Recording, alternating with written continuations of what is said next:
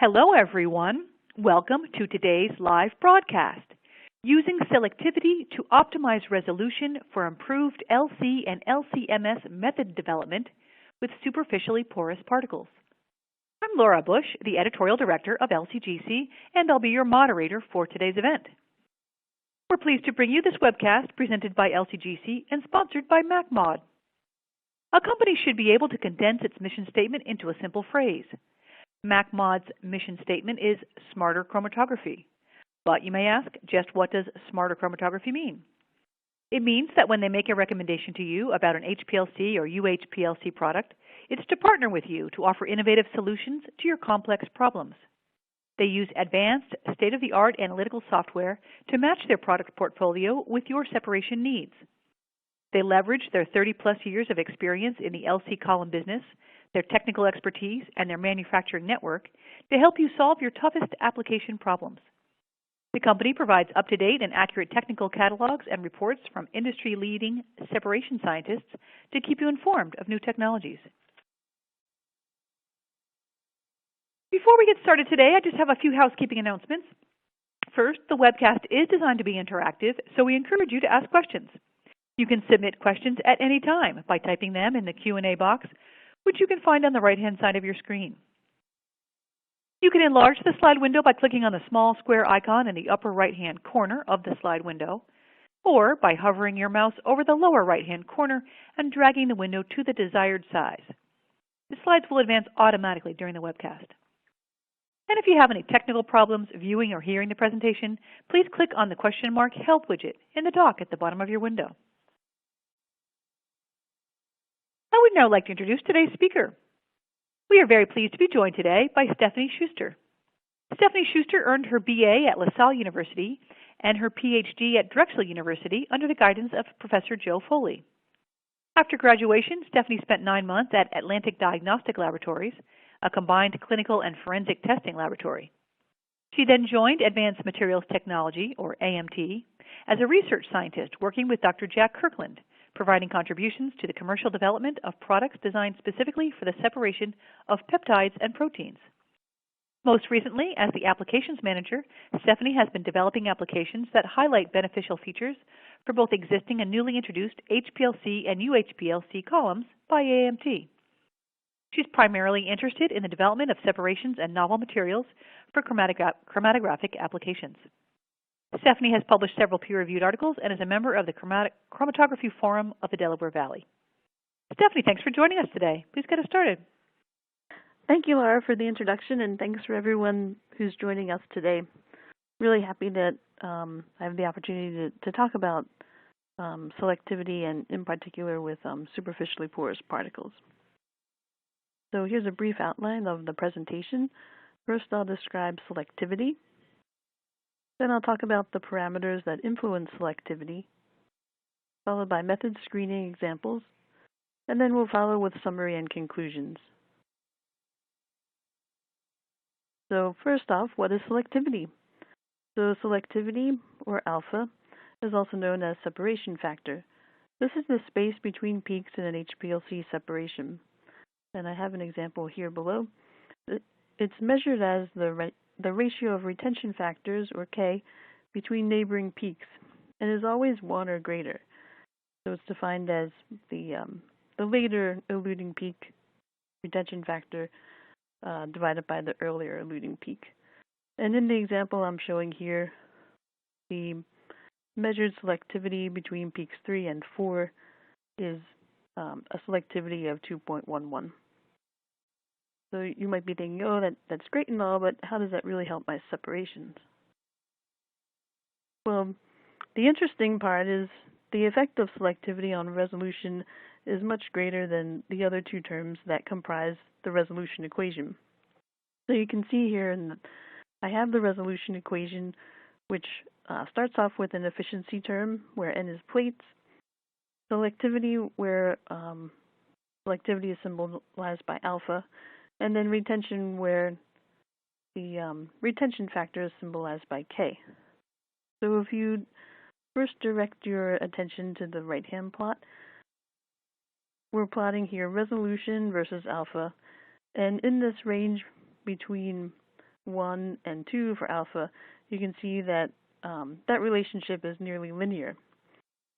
And now if you direct your attention to the left-hand plot, you can see how once you're beyond a resolution of, say, 0.7 or 0.6, the selectivity really dominates the resolution, its impact on resolution, more so than plates N, which is here plotted in blue, or retention factor K, which is plotted in green.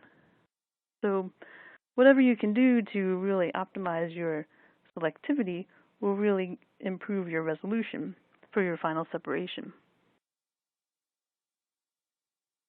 So there are several parameters that influence selectivity. Mobile phase, what I mean by mobile phase is the organic component of the mobile phase, whether that's acetonitrile, methanol, or THF. And I've starred the ones that are more effective at influencing selectivity, just so you know which ones have more impact. The next parameter is column type. And what I mean by that is not particle morphology, but more so what bonded phase are you using for your column, whether it's an alkyl phase or a phenyl phase or an embedded amide. Those types of things impact selectivity.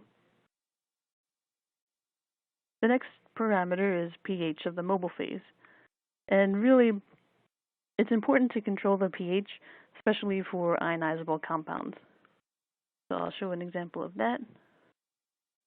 The next parameter is temperature. And you can see I don't have a star by that. That is not quite as effective at influencing selectivity, but for certain phases, it can be used. Then ion pair concentration, %B organic solvent, or gradient slope if you're running in gradient mode, and then finally buffer concentration. So for the purposes of this presentation, I'm going to focus on the first 4 parameters. And just a reminder of superficially porous particles. These are composed of a solid silica core. In this example, the solid silica core is shown as the gold center there on the left. And this particular particle is 1.7 micron core size, surrounded by a 0.5 micron thick porous shell, and for a total particle size of 2.7 microns. Both the shell thickness and pore size are tightly controlled, so we can change the total particle size, the core size, and the shell thickness, as well as the porosity. On the bottom left-hand side, what you see there is an SCM of a fully porous particle, or FPP particle, and those particles have are porous throughout, and what that means is the diffusion path for molecules can be as much as to the center of that particle. Now, turn your attention to the halo 90 angstrom 2.7 micron particle. This is a focused ion beam SEM image of the particle, and what you can see, the difference between the superficially porous particle is that the diffusion path is much shorter. And what that means is the advantages of SPP columns, or superficially porous particle columns, you're getting fast, efficient separations, lower back pressure compared to fully porous sub-2 micron particle columns. And normally these superficially porous particle columns have larger inlet frits, so they're less likely to plug. So all the separations shown today in this presentation will be using halo fused core particles. So first I'd like to talk about the effect of mobile phase on selectivity. So this is using an example of glucocorticoids, and those are steroid hormones that are good at reducing inflammation and suppressing the immune system. What we are comparing here in the first chromatogram in blue is using 100% acetonitrile on the B channel, and the trouble is we're getting coelutions of peaks 1 and 2 and 3 and 4, and but we are getting good peak shape. In separation number 2, what we're using is 100% methanol. And for that, you can see we've now obtained baseline resolution for peaks 1 and 2, the prednisone and the cortisone. We're doing better for peaks 3 and 4, but we're not quite at baseline resolution with a resolution of 1.2. And then peaks 5 and 6 are still okay. So then on the bottom chromatogram, number 3, which is the trace in red, what you can see is we're now getting that baseline resolution between peaks 3 and 4, the prednisolone and the hydrocortisone, with a resolution of 1.7. So not only are we getting baseline resolution, but a nice compromise in terms of the total retention time compared to when the 100% methanol was used on channel B. There are some, of course, advantages and disadvantages to using acetonitrile or methanol. So acetonitrile is a polar aprotic solvent that has lower viscosity and a lower UV cutoff compared to methanol. So a lot of people will use acetonitrile first, compared to methanol, which is a polar protic solvent. This is less toxic and less expensive than acetonitrile, so it is always recommended that you screen both acetonitrile and methanol when you're doing your method development. So next I'd like to talk about the halo phases for reverse phase HPLC and UHPLC. This is a table listing the halo bonded phase, its structure, the chemistry, and the types of interactions. So for the first three, C18, C30, and C8, these are all in the alkyl chemistry family, and they all have hydrophobic interactions. For AQC18, the chemistry here is both alkyl and polar characteristics, and so we have mainly hydrophobic interactions and some dipole-dipole interactions. For phenylhexyl, we have both aromatic and alkyl chemistry there, and it has hydrophobic and pi-pi interactions. The biphenyl is next, and you can see that's purely aromatic. It also participates in pi-pi and hydrophobic interactions. Following biphenyl, we have the RP amide, which is an embedded amide phase. We have called it has polar chemistry and both alkyl characteristics. And it has hydrogen bonding and hydrophobic interactions. Next, we have the ES cyano. The ES stands for extra stable. And that's because this particular bonded phase is sterically protected. And it's mainly polar chemistry, which has dipole-dipole interactions and hydrophobic interactions. And then finally, the PFP phase has both aromatic and polar characteristics and has the most types of interactions, both hydrophobic, pi-pi, dipole-dipole, and hydrogen bonding. So like I had previously described on the last slide, we've classified the halo phases by their chemistries. And you can see, starting at the bottom left here, there's a polar section, which for a polar, we would say that the chemistry contains either an embedded amide, cyanophase, or fluorine. And in the solely polar category is the ESCN phase.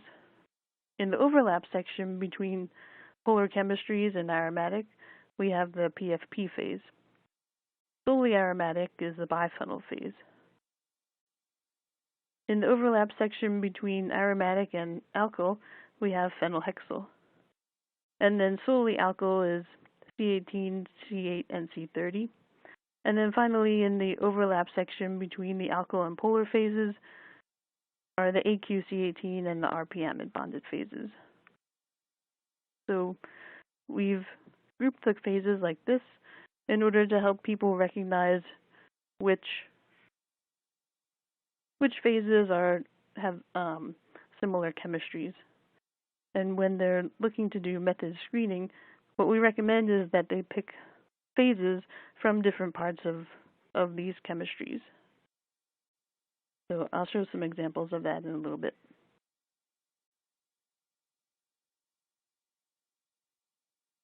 So we do have selectivity differences among the halo phases, and what we're showing here is the hydrophobic subtraction model.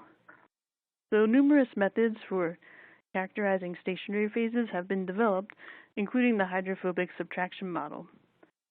And we have 5 different parameters here: H, S star, A, B, and C, and these are all used to measure the physicochemical properties of a chromatographic bonded phase, where H is the hydrophobicity of the phase, S star is the resistance of the stationary phase to penetration by a solute molecule, A is the hydrogen bond acidity of the phase, B is the hydrogen bond basicity of the phase, and C is the interaction of the phase with ionized solute molecules, and that's measured at both pH 2.8 and 7. The combination of those parameters, along with the parameters that characterize a solute, is then related to the solute's retention, and that's the Kx in the equation at the top there, relative to the retention of ethylbenzene. That's the Keb. So these types of characterizations were first done by Snyder and Company, and they've since been taken over by White-Stoll. So for those who are interested in comparing the stationary phases that they have, they can either go to hblccolumns.org for the parameters, or they can visit the USP website. So here I have a table listing all the halo phases, their USP type, and then the hydrophobic subtraction parameters. So what's done is this first column, the F sub S, is used to calculate whether the phases are considered equivalent or orthogonal. And when I say equivalent, that means they would give similar selectivity. So when you have an F sub S value less than 12, the two phases are considered equivalent. And for our purposes, we consider halo C8 and halo AQ-C18 equivalent selectivity to halo C18. When the F sub S value is greater than 12, those two phases are considered orthogonal or different. So for instance, if you look at the F sub S value for halo biphenyl, it calculates 26.76. So the higher the F sub S value, the more different or orthogonal the bonded phases. And this next slide shows an example of using halo C18 compared to halo biphenyl for a mix of 12 beta blockers. And beta blockers are mainly used for treating irregular heartbeats and high blood pressure. So if you notice the first part of the separation, peaks 1 through 6, you're not seeing very much selectivity differences. There are some increased spacings on the bottom trace, the green, which is the halo biphenyl. But the interesting part about this comparison are the middle peaks, peaks 7 through 11. You can see some clear elution order changes and some better selectivity. So this was using a gradient from 10 to 50% acetonitrile water with 0.1% TFA. And so peak 7, the oxaprenolol, is more retained, as is the labetalol, as is the propranolol on the halo biphenyl phase. And what we have seen from screening different compounds on the biphenyl phase is that for polar compounds, it does tend to be more retentive. So this is one way that you can optimize your resolution just by changing out the bonded phase. Here's another example using phase screening with constant conditions. And what we're looking at here is known as paracetamol in Europe or acetaminophen in the United States. So this particular method is from the EP for paracetamol and its related impurities. The method was designed on the halo C18 phase, so that's why we're seeing better resolution and separations on halo C18, but we were curious what would happen if we ran the same conditions on both the halo RP-amide and the halo phenylhexyl. So I'd like to draw your attention to the separation of peaks A and B on the halo C18 and compare that to the elution order change on halo phenylhexyl. So these two compounds, A is N2-hydroxyphenylacetamide and B is N4-hydroxyphenylpropanamide. And you can see how similar these two structures are and how in the case of the C18 it's better able to resolve these two compounds. You go back. A and B are better resolved on C18 compared to phenylhexyl, but it's interesting that you get that elution order change, just as an example of a selectivity difference. The other compounds I'd like to point out are impurities F and M on the halo C18 compared to F and M on the halo RP-amide. So what you can immediately see is that F and M are both more retained on the halo RP-amide. And if you take a closer look at the structures of those two, F is 4-nitrophenol and M is 4' azane dilyl diphenyl. And what we've noticed for RP-amide is that it has more retention for phenol-containing compounds compared to the C18. So in this example, of course, we had some coelutions here at E, G, and F, but for other mixes, these increased retention could be an advantage.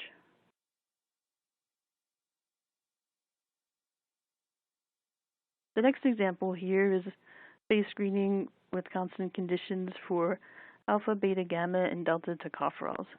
So if you direct your attention to the bottom right-hand corner, I have the generic tocopherol structure here, and this tocopherol is vitamin E. So the interesting part is that the only difference between beta and gamma tocopherol are the positions of the methyl group and the hydrogen. So in beta, the methyl group is at position R1, and in gamma, the methyl group is at position R2. So what we've done is we've screened this mix of tocopherols on halo C30, halo C18, and halo PFP. And what you might think is, oh, there's very much more retention of halo C18 compared to C30. What's going on there? So since the halo C30 is a very long silane, we've decided to bond that on our larger pore size particle, the 160 angstrom pore size. So since it has a bigger pore size, it has less surface area, and that's the reason why there's less retention for the halo C30 compared to halo C18.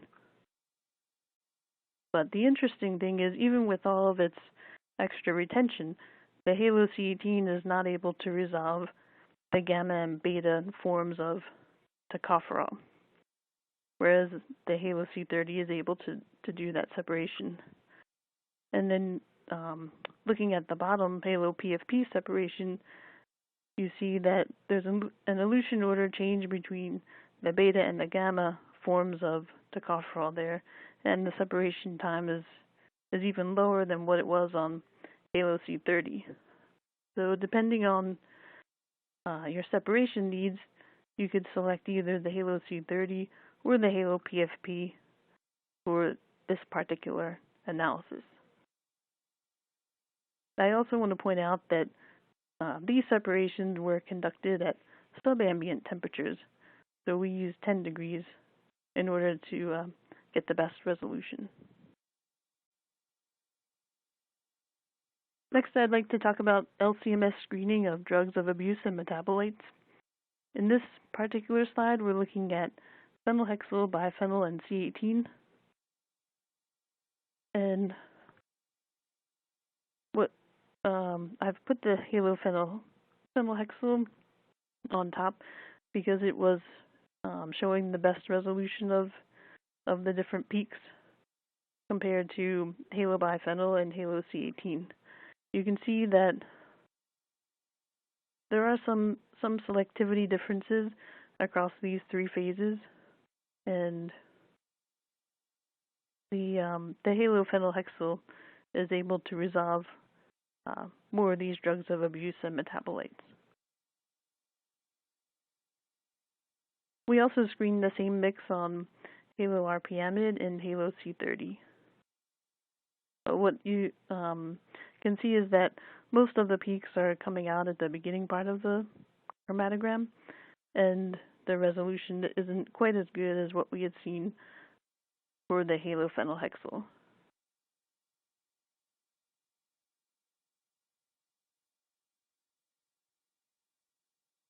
So we've also done screening for 14 different steroids. In this example, we've used an Agilent 1200, which is a 600 bar system. We put it in low delay volume configuration with the pulse dampener bypassed. We used the automatic delay volume reduction, and we've used the shortest ID of tubing and minimal length, except in the case of the needle seat where that ID was 0.007 inches. We swapped out for a smaller flow cell. In this case, we used the 2 microliter flow cell with a path length of 6 millimeters. The injection volume was 1 microliter, and like I said, this was screening a mix of 14 different steroids. So first I'll talk about the screening results using acetonitrile and water. The K-star for all of these was 12.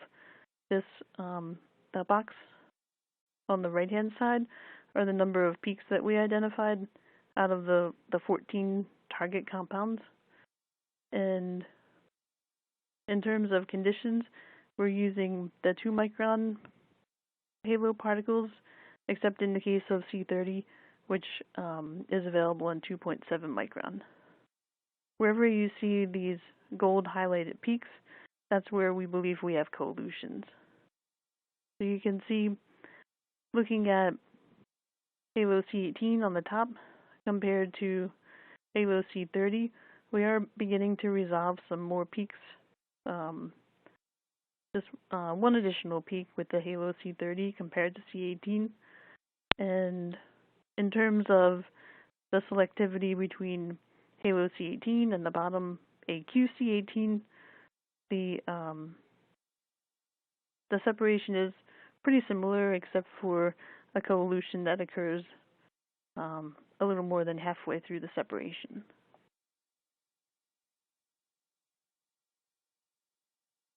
We've also looked at, this is the same steroid mix, now also with acetonitrile, looking at halo-RPamide. On the top here, we were able to identify 13 of the 14 peaks. You can see they're not all baseline resolved, but the separation definitely has promise. And then the middle here is phenylhexyl, which has not quite as much retention as the halo-RPamide. And then on the bottom here, at the time, we didn't use a 50 millimeter length column. We had a 30 millimeter length column available, so we had used that. But even on a 30 millimeter length column, we're able to get some promising results with the PFP phase.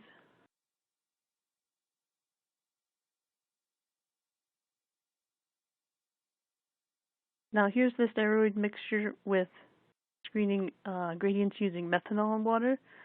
And in this case, again, the gold highlighted peaks are where we have coelutions. and the numbers in boxes on the right-hand side are the number of peaks that we've identified. So in terms of, again, comparing the C18 on the top to the Halo C30 in the middle, you can see the selectivity is very similar, except for there are different spots of coelutions. And then looking at the C18 compared to the AQ-C18 on the bottom, you can see the retention is greater on Halo C18 for the beginning part of the chromatogram, and it actually throughout the whole chromatogram compared to the AQ-C18. So we've also looked at the RP-amide, phenylhexyl, and PFP. Again, the PFP column length was a 30 millimeter. So looking at the same mix of 14 steroids, you can see that, again, even though the PFP was the shortest column, we were able to identify 13 of the 14 different steroids. So the PFP would be a good candidate for further optimization.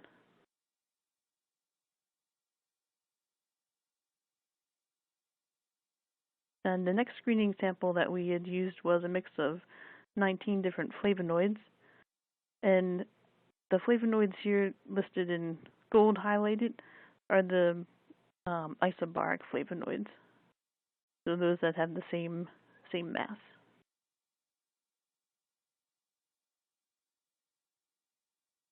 So in this case, we screened acetonitrile and water, again with C18, AQ-C18, and RP-amide, and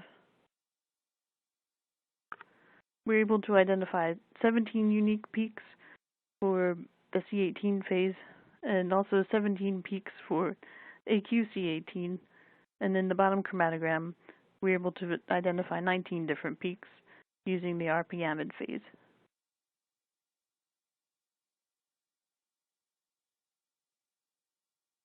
In terms of the biphenyl on the top here, we have solutions, so we're only able to count 16 peaks of the flavonoids.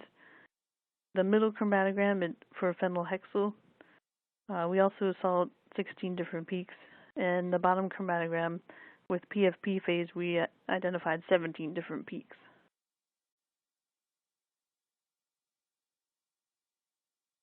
Now this is where we've switched from acetonitrile to methanol for the screening gradient. For Halo C18, we identified 20 different peaks. Some of those might include impurities. For AQ-C18, we identified 12 different peaks, and for RP-amide, we've identified 16 different peaks.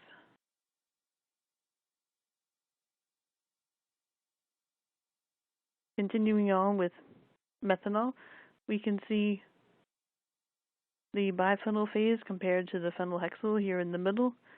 We're able to identify 18 different peaks for biphenyl, 17 for phenylhexyl, and then 19 for PFP. So again, the PFP and biphenyl would be phases to consider for further optimization. So now I'd like to switch gears and talk about the effect of pH on selectivity.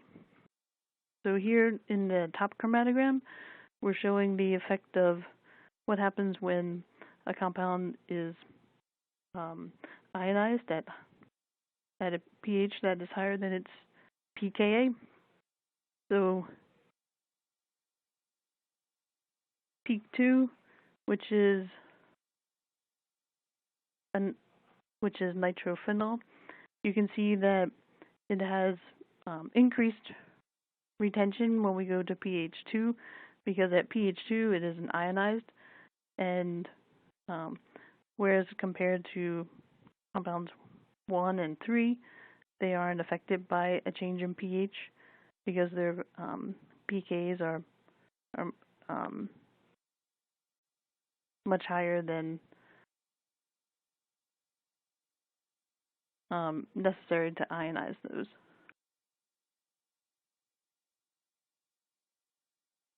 And then finally, the effect of temperature on selectivity.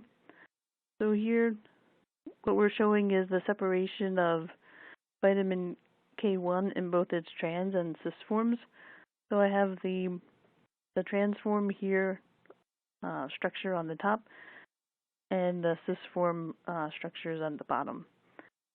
This is using a Halo C30 column at different temperatures, and what you can see is peak 1, which is the trans form of vitamin K1, which is biologically active,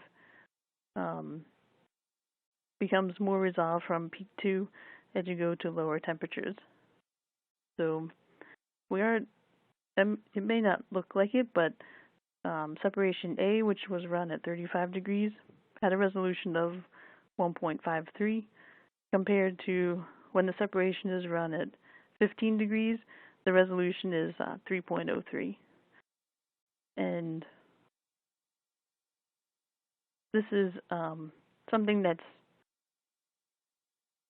unique to the C30 phase, where we get better resolution as we go to lower temperatures. So then in terms of summary and conclusions, screening both acetonitrile and methanol containing mobile phases with one column or a set of orthogonal columns is a good start for method development. The selection of an appropriate pH for the analytes of interest is critical for ionizable compounds. Once the stationary phase, organic solvent, and pH are selected, we suggest varying the temperature and gradient time, and then using a commercially available method optimization software package is recommended.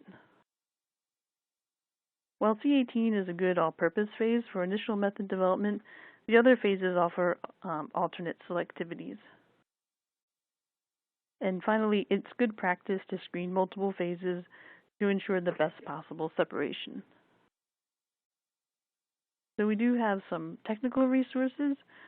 MacMod Analytical is the exclusive distributor of Halo columns in the US, and here I have listed their website. We do have some acknowledgments. I'd like to thank the team at Advanced Materials Technology, in particular Stephanie Rosenberg, Connor McHale, and Andrew Harron, who's they've all contributed to this data set, and then the team at MacMod Analytical, including Alex, Tom, and Jeff. And with that, I'd like to hand it back to you, Laura.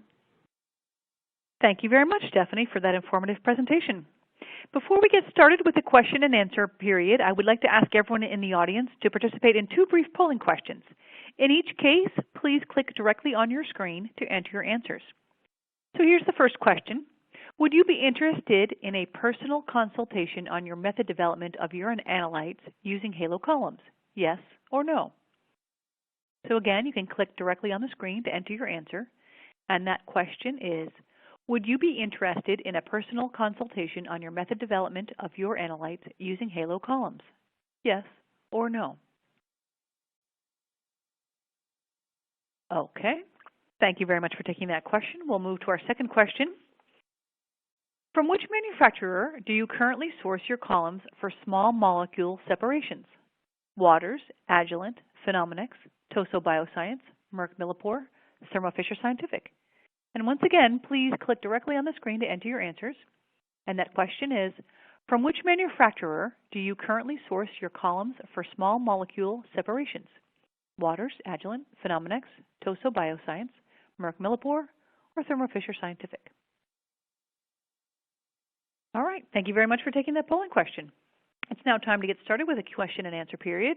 As a reminder, if you want to ask a question, you can do that by typing it in the Q&A box, which you can find on the right-hand side of your presentation window. So let's get started. So Stephanie, here's the first question. Do you have any comments on Halo columns for peptide separations? Oh, sure. Well, we do have products for peptide separations. So, um, actually, that was one of the first products that I had worked on as when I started at AMD. So those are really near and dear to my heart, I would say.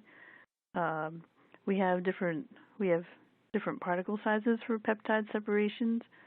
Um, we have a sterically protected C18, a sterically protected cyanophase, and then also a phenylhexyl bonded phase. So if there, I'm not really sure what more uh, detail the listener would like, but we would be happy to provide additional information. Great. What is allowing so much more effect on resolution with temperature with the C30 phase? Okay, so the C30 phase is a little bit of a special case. It has shape selectivity properties, and it's sort of the alkyl chains, or more like they're frozen in place, or more like they're in a plastic state. So what happens is it has it's the silane itself is actually a solid at room temperature. So as you go to those lower temperatures, that enhances the phase even more. And so you have a lot of places for the analytes to interact on its surface. And I feel like that's what really helps it out as it goes to lower temperatures compared to other phases. Excellent, thank you. What is the pH range of the columns? That depends on the bonded phase. So typically it's pH 2 to pH 9, but if it's a sterically protected phase, it would be pH 1 to pH 8. Excellent, thank you. If you could select only 3 halo phases to screen, which ones would you select and why? Oh, good question. So I would definitely choose C18 because everyone loves C18, phenylhexyl, and RP-amide. So I like the phenylhexyl and the RP-amide because as I hope I've described, those show different selectivity compared to C18, and having those 3 in your screening set should give you the best probability of success. Excellent. What is the column life, for example, in terms of number of injections? Oh, this is another great question. So I would say, really the column lifetime is going to depend on the conditions used, but we have users that have reported columns lasting for 8,000 injections. I don't know their conditions off the top of my head, but I know for a column manufacturer that's for the good and bad news because we want to sell you columns, but we're happy when the columns last. Very good. What gives Halo PFP and Halo C30 their shape selective properties? Oh, so for the shape selectivity, it's a little bit unclear about how that works for PFP because there haven't been as many studies, molecular modeling studies done with PFP, but we're not really sure exactly how that works. It's a little bit unclear how the PFP interacts with the solvent and the different solutes. But we do know that it clearly is there compared to other phases. In terms of the Halo C30, we think that since it's more like in a plastic state, that helps it give it its shape selectivity properties. What are the advantages of using Halo columns for method screening and development? So I would definitely say that with Halo columns, you can do faster method screening since you don't have to use very long columns. You could clearly use 50 millimeter lengths or 30 millimeter length columns. And since you're doing faster screening and development, that translates into solvent savings. How stable are the Halo columns? The columns are very stable, like I said. And it also depends on the conditions that the user is using for mobile phase and temperature. But like I said, there have been people who've used columns for 8,000 injections and even as high as 20,000 injections on the same column. Fantastic. And what particle sizes are available on the Halo? Oh, sure. So we offered 2, 2.7, and 5 micron particle sizes. We recommend the 2 and the 2.7 for UHPLC analysis, and of course all of the particle sizes could be used for HPLC analysis depending on your system pressure and capability. All right, very good. Well, with that, I think we'll wrap up. Stephanie, thanks again for your talk today and for answering all those questions. Oh, you're welcome. Thank you. And I want to thank everyone in the audience for attending and participating in the event today. And I'd like to thank our sponsor, MacMod, for making today's webcast possible. You'll receive an email alerting you when this webcast is available for replay. We invite you to forward that announcement to your colleagues who might have missed today's live event. We hope to see you all next time. Goodbye.